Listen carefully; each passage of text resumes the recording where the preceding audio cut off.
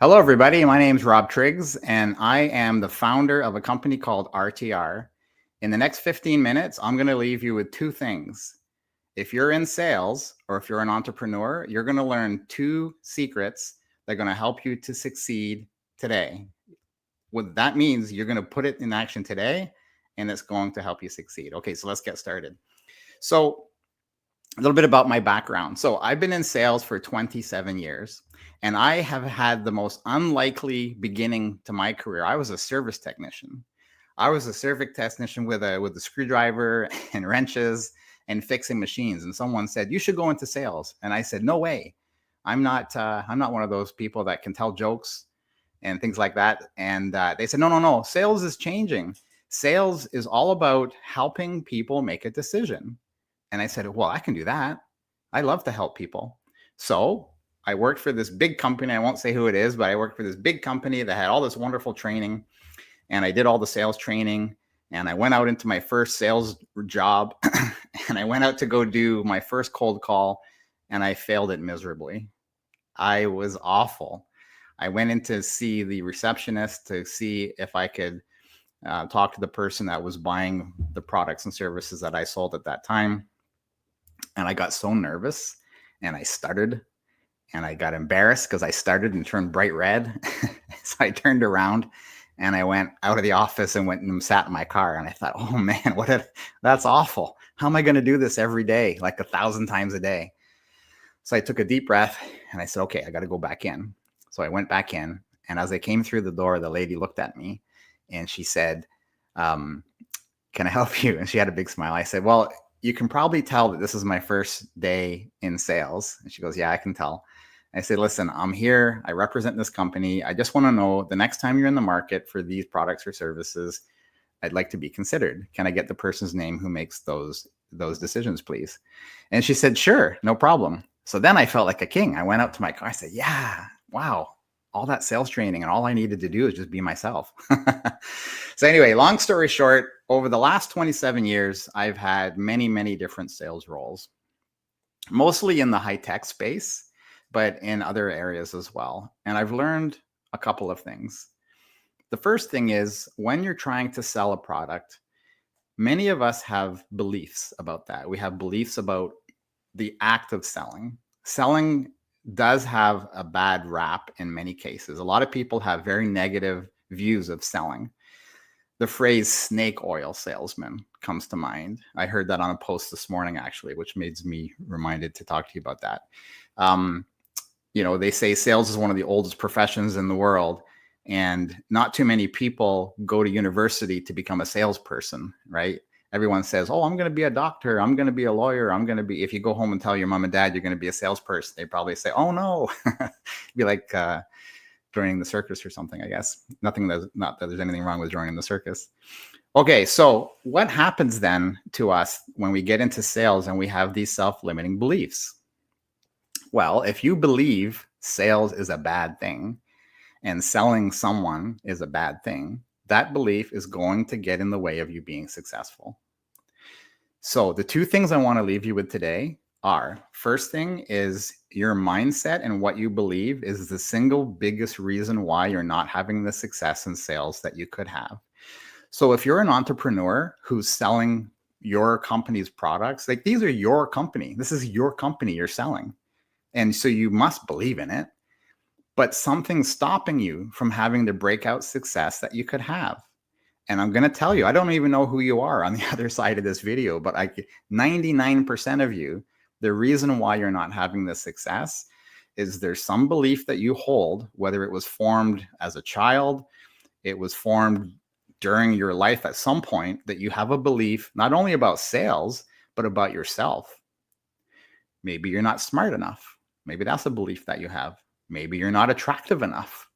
Maybe you're too heavy. Maybe you're too skinny. On and on and on. We all have, and all of us have these beliefs. And these beliefs don't serve us in the role of sales or entrepreneur. Because when you're going in to meet with a client, if these beliefs are at the forefront of your mind and you've got that little person on your shoulder talking to you negatively, then you can't show up properly when you're on your meeting with a customer. So even right now, so I'm sitting here in front of my computer talking to you. If I had all kinds of negative beliefs about this, like I'm afraid of public speaking. Oh my God, there's 10,000 people watching this video. Hey, wait a minute, is there? Just kidding. I would have these crazy beliefs and I couldn't allow my authenticity to come through because I'd be sitting here like this, worried or scared or nervous. So if you can identify what the self-limiting beliefs are that you have, once you understand what they are and you can shine a light on them, then you can start to do something about them. I encourage each one of you, if you are, and even if you're not in sales, this applies to all of us as human beings. There's a lot of talk right now about how AI is changing the world, and it is, right? But go back in time for a second. The internet changed the world. So if we didn't have the internet, I couldn't be doing this right now. I would have to have driven in my car this morning to a studio where I'd sit in front of cameras and lights and everything else. They would record it and either put it out on TV or it'd be in a movie or something. There was no such thing. But here we are. Many of you are probably sitting on your phone right now, probably at the dinner table. Then you shouldn't be doing that, but you're probably looking at your phone right now watching this video. And so technology has enabled so many good things, and AI is doing the same thing. So many of us have fear of AI, technology, these things that we don't understand or we worry. So one of your self-limiting beliefs, as it relates to being fearful of the technology, is going to hold you back if you let it. AI and the technology revolution we're in right now is enabling a lot of new business models. And so the best thing you can do is not ignore it, but to jump in and embrace it. But I'm not going to talk all day about AI and technology. I really want to go back to this one thing is today's topic. I really want to stay focused on you and your self-limiting beliefs. There's a lot of other different things that go on in your brain. If you read about brain science, there's the reptilian brain, and the reptilian brain is basically the primitive version of our brain. So even though as humans we've evolved over the years, we haven't evolved that far yet. Maybe AI will help us evolve faster. But our reptilian brain, let me tell you what it does.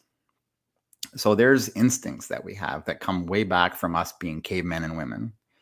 And back then, all we needed to worry about was survival. We needed to find food and we needed to fend off predators, basically, right? And so those are the two main things we were doing, trying to eat and trying to not get killed.